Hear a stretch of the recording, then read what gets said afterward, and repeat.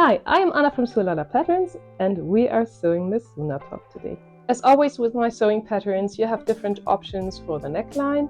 There is a high and a low cut neckline for front and back, and different ways to finish the binding for the armhole and the neckline. I'll quickly show you the different ways of finishing the binding. This is the version view 1. It's the classical just sewn to the armhole or opening and top stitched version. And the B2, which results in a little narrow strap. It's folded over the seam allowance, so you have a nice finish on both sides. And you can see that this one is slightly narrower and the strap itself has a different appearance.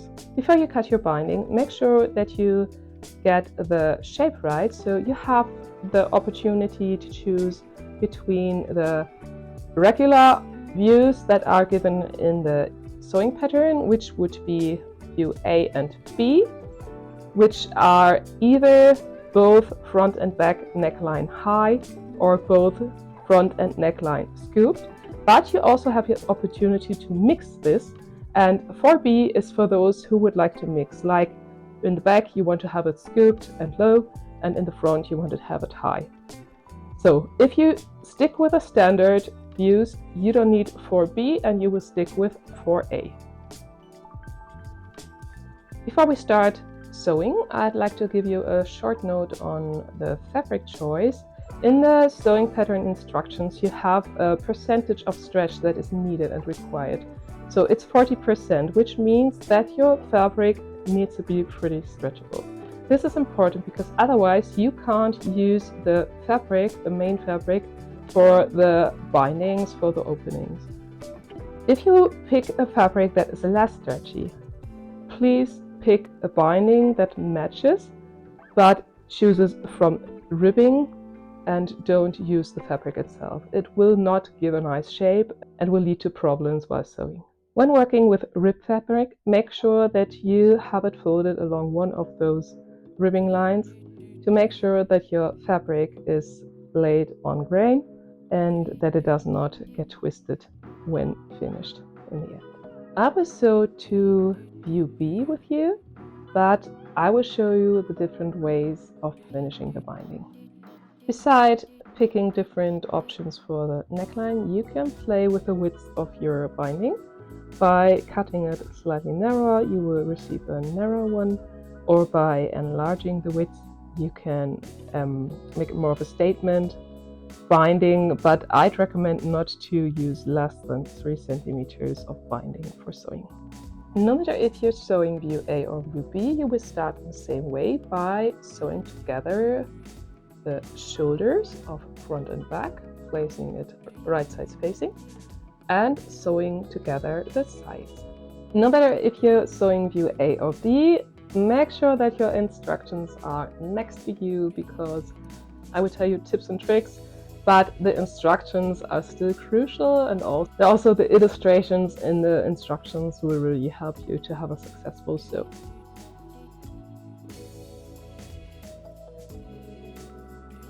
You will sew with a seam allowance of 0.7 centimeters. It's the same throughout the whole sewing pattern unless I say it different. And it is the classic width of a serger seam, so make sure not to cut off anything.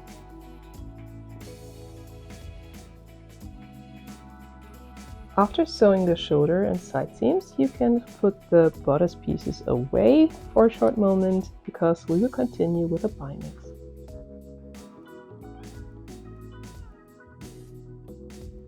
No matter which view you are sewing, you will fold your bindings lengthwise in half and sew together the short raw edges. Use a seam allowance of 0.7 centimeters as given in the instructions, and do the same for the neck binding as well as for the armhole bindings. After sewing together the short sides, you will fold it lengthwise in half again. Make sure to press it neatly with all the raw edges aligned nicely. For getting really nice and flat seams, I have a small trick. If you clip at the center of your seam, and fold each side to the opposite side, it will lay way flatter.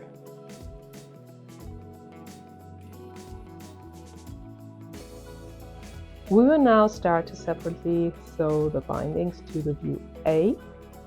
We will start with the armhole bindings, and this is the one that will be a little bit wider in the finish and the easier version to sew. You will just sew it right side facings to the arm opening and then top stitch the seam allowance flat.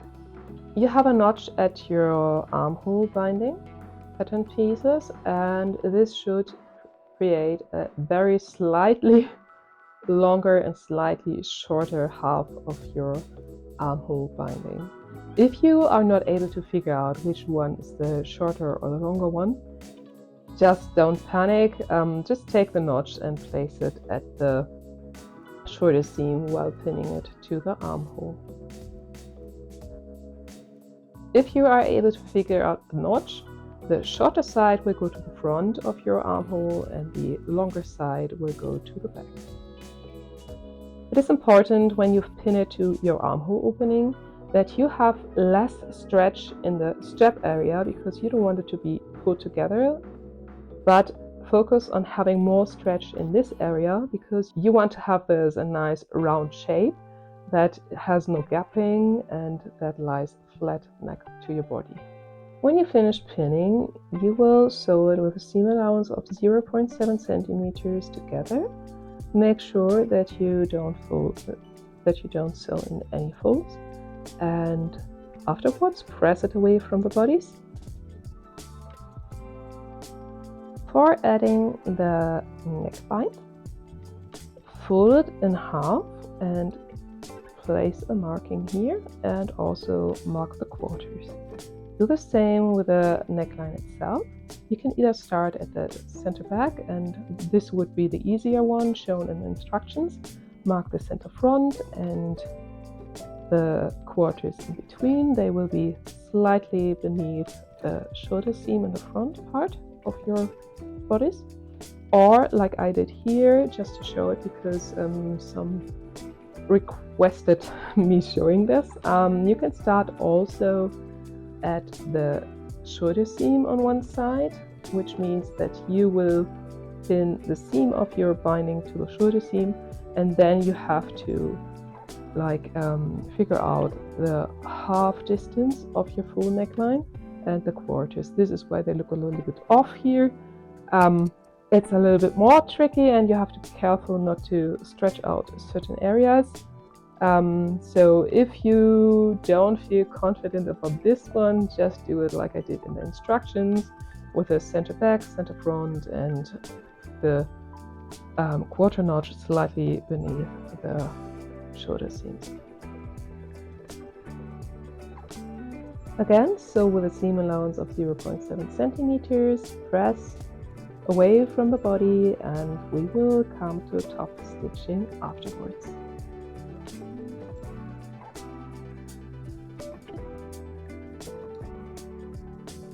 I already did the top stitching as I used a cover lock. I felt it's not really necessary to show it.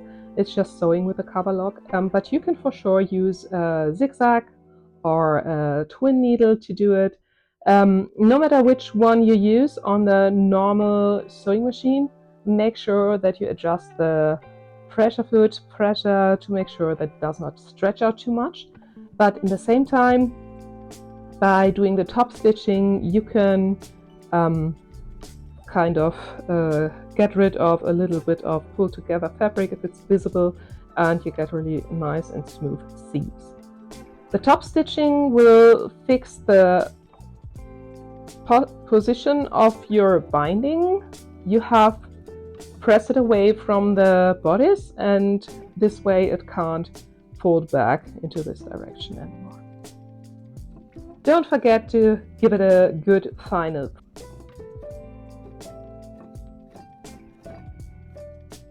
For the second way to sew the binding, the B2 version, you need to add another step to the pressing of the binding. you need to press the seam allowance of one long side towards the inner side, the left side of your fabric, so that you can sew it on when it's folded over after attaching the binding from the wrong side by top stitching at the front.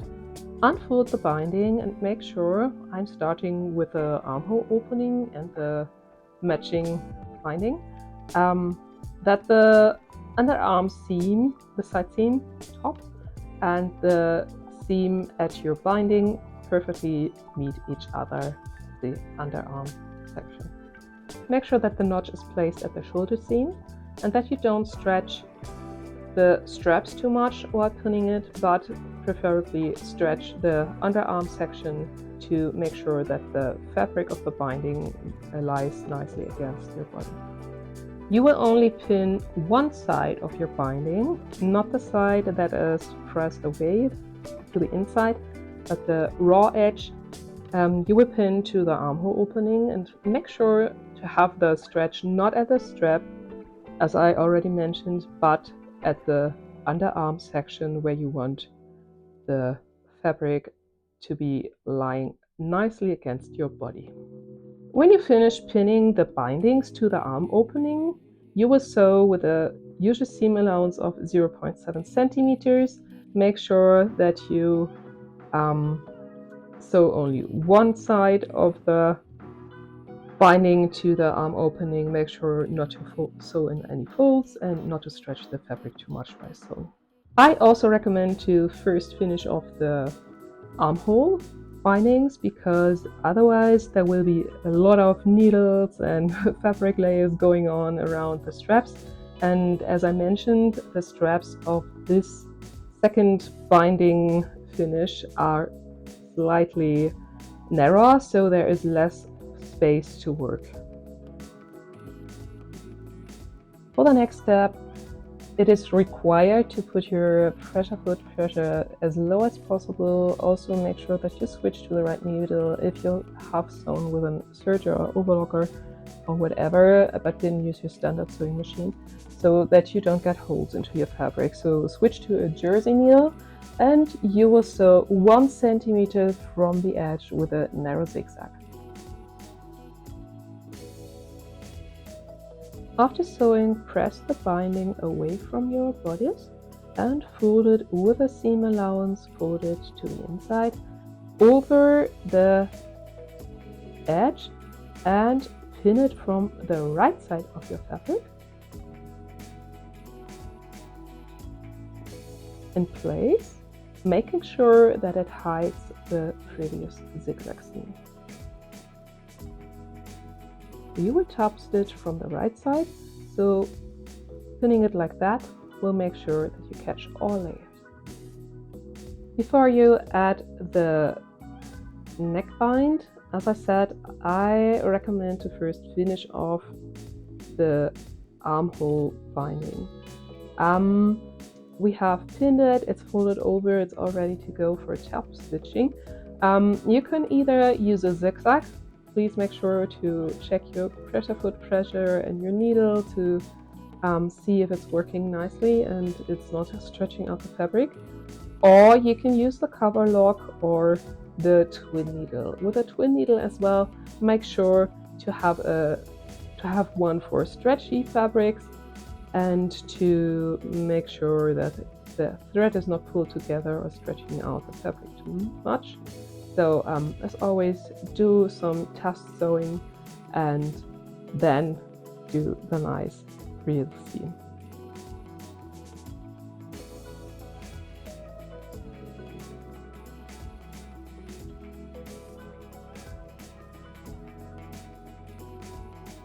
When you finished sewing the arm openings and you have top stitched them, we can continue with sewing the neckline. To make it easy, I decided to put the seam of the binding at the center back. So you will mark the center back, the center front, and the quarters in between. Do the same with the neck binding itself. Mark half of it opposite the seam and the quarters in between. Pin it right sides facing make sure also here to just pin one side, the raw edge, not the press to the inside edge of your neck binding to the opening. When you finish pinning it to the neckline, make sure to proceed in the same manner as you did with the arm opening. You will sew with a seam allowance of 0.7 centimeters.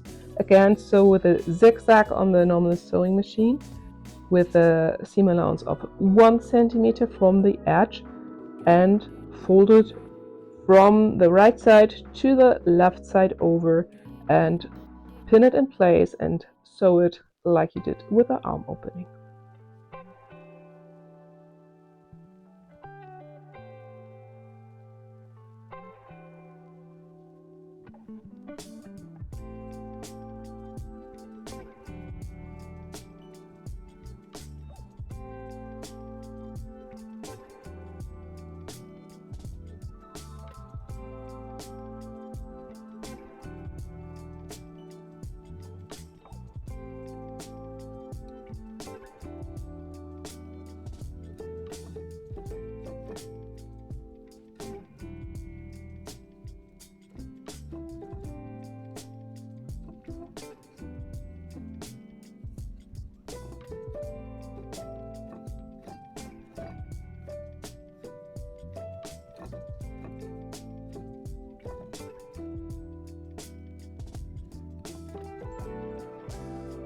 When you finished off all the bindings, the neckline and the armholes, there is one step left to have your Suna finished, and it's hemming the whole garment.